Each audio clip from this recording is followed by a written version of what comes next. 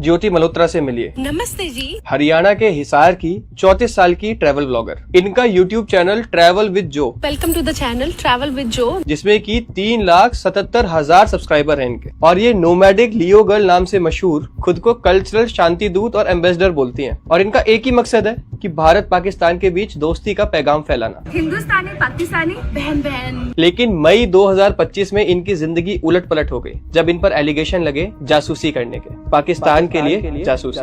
तो कैसे एक छोटे से शहर की ब्लॉगर इंटरनेशनल जासूस बन गई, आइए इस वीडियो में पूरा देखते हैं। तो ज्योति मल्होत्रा ने अपने ट्रैवल व्लॉग से दुनिया में हाहाकार मचा दिया, क्योंकि ये कुछ गिने चुने उन ब्लॉगर्स में थी जो कि इंडिया से पाकिस्तान बाकायदा जाके और ट्रैवल व्लॉग्स बनाकर आए। हम सबको पता है इंडिया पाकिस्तान के रिश्ते जिस तरीके के हैं, तो इंडिया से पाकिस्तान जाना ही ऑलमोस्ट नामुमकिन सा है।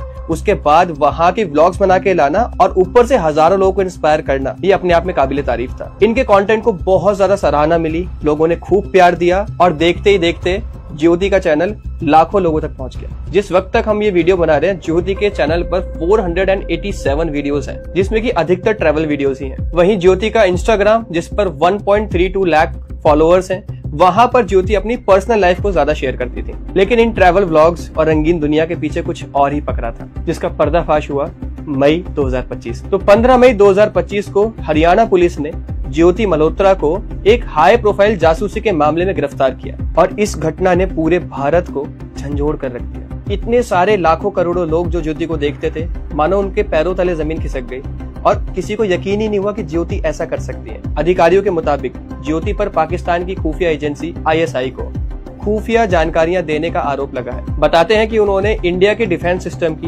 बहुत ही ज्यादा क्रूशियल और कॉन्फिडेंशियल इंफॉर्मेशन ISI के साथ शेयर करी और जानकारी शेयर करने के लिए उन्होंने व्हाट्सएप, टेलीग्राम और स्नैपचैट जैसे एनक्रिप्टेड प्लेटफॉर्म का सहारा लिया। अधिकारियों का यह भी दावा है कि इन्हीं प्लेटफॉर्म पर ज्योति मल्होत्रा पाकिस्तान के सारे ISI मेंबर को जानकारियां उपलब्ध करा रही थी। और ज्योति पकड़ी न जाए इसलिए उन्होंने सारे कॉन्टैक्ट को फर्जी नाम से सेव किया हुआ था। एक कॉन्टैक्ट जिसको उन्होंने जट रंधावा नाम से सेव किया हुआ था। इस एजेंट का असली नाम था राणा शहबाज। तो कहानी शुरू होती है 2023 से, जब ज्योति दिल्ली के पाकिस्तान हाई कमीशन में गई पाकिस्तान के वीजा के लिए। यहाँ पर उनकी मुलाकात होती है एहसान उर रहीम उर्फ दानिश से। दानिश एक पाकिस्तानी अधिकारी है जिनको बाद में भारत की जासूसी के लिए भारत सरकार ने भारत से निकाल दिया। तो दानिश ही वो इंसान थे जो उनके हैंडलर बने और जिन्होंने उनकी पाकिस्तान की ट्रिप्स लगवाई। अगर पाकिस्तानी ट्रिप्स की बात करें तो ज्योति कम से कम 4 बार पाकिस्तान जा चुकी है। 4 बार तो सिर्फ लोगों को पता है क्योंकि उन्होंने उनके वीडियोस में देखा है। आगे की जानकारियां एजेंसियां अभी भी इकट्ठा कर रही हैं। और इन यात्राओं में उन्होंने ISI एजेंट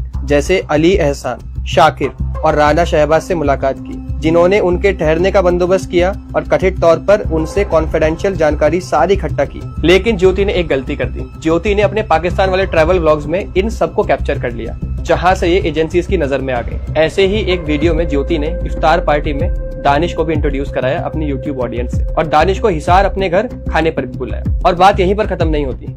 सारे एजेंट्स के मुताबिक ज्योति का रिलेशनशिप था पाकिस्तानी एजेंट दानिश के साथ। ज्योति और दानिश एक साथ इंडोनेशिया और बाली भी गए, जो कि उन्होंने अपने वीडियोस में भी शेयर किया। बट यहाँ पर सवाल ये उठता है, क्या ज्योति की मजबूरी थी ये सब करना या फिर वो अपने मन से इस चीज में शामिल थी? बताया जाता है कि ज्योति इसमें अकेली नहीं थी, वो हरियाणा और पंजाब में जो जासूसी का नेटवर्क फैला हुआ है उसी का एक हिस्सा था। ज्योति के अलावा 4 और लोगों को गिरफ्तार किया गया। इनमें शामिल है गुजाला, मलेरकोटला की एक विधवा जिसे दानिश ने शादी का वादा देकर ललचाया, और देविंदर सिंह ढिल्लोन, एक छात्र जिन्होंने पटियाला कैंटोनमेंट के सेंसिटिव वीडियोस पाकिस्तानी एजेंट के साथ शेयर करे। एजेंसीज बताती है कि ISI ने इस नेटवर्क को बड़ा करने के लिए इमोशनल और फाइनेंशियल लालच लोगों को दिए। ज्योति पर ऑफिशियल सीक्रेट्स एक्ट के सेक्शन 3, 4 और 5 के तहत आरोप है। साथ ही भारतीय न्याय संहिता की धारा 152 के तहत उनका मोबाइल और लैपटॉप जो पुलिस के पास है उसकी जांच हो रही है। यहाँ पर देखने वाली बात एक और है, ज्योति की गिरफ्तारी दानिश के हमारे देश से निकल जाने के कुछ ही टाइम बाद हो गई और इसने नेशनल सिक्योरिटी के ऊपर एक बहुत बड़ा सवाल खड़ा कर दिया है। ज्योति की गिरफ्तारी ने ऑनलाइन सारे प्लेटफॉर्म पर तूफान खड़ा कर दिया। यहाँ पर उनके सारे पुराने वीडियोस एक एक करके सामने लाए गए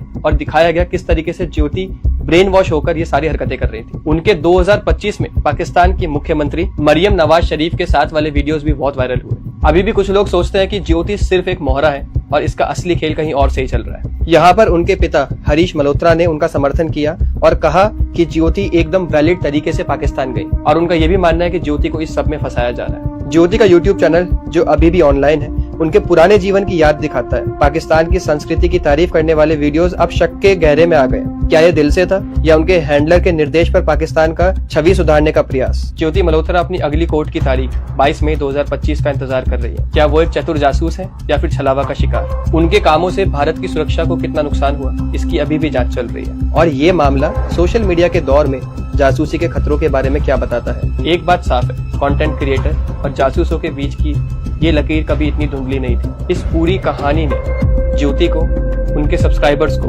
और पूरे देशवासियों को हिला के रख दिया है। आपकी इस बारे में क्या राय है, कमेंट में जरूर बताना और आगे की जानकारी के लिए चैनल को सब्सक्राइब करना मत भूलिए। मिलते हैं नई वीडियो में। जय हिंद।